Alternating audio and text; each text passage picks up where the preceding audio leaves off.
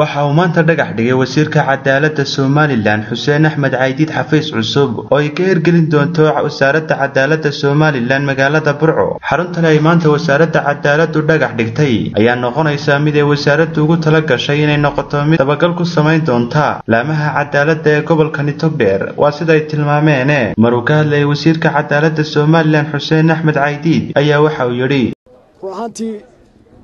وحفيظ النسلين هي كانوا وين بكقاضن دونا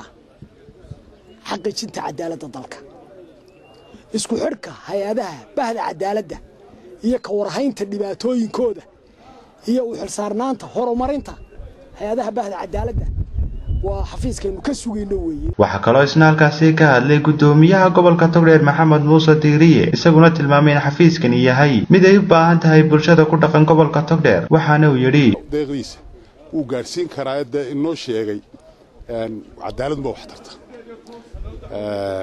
si kastaba ha xafiiskan ayaa la filayaa inuu wax ka tari doono musuqmaasuq iyo wax kasta oo bulshada dhibaato u keeni kara. Maxamed Saciid Gaxnuug TV-ga madaxa bannaan ee Bulsha TV magaalada Burco.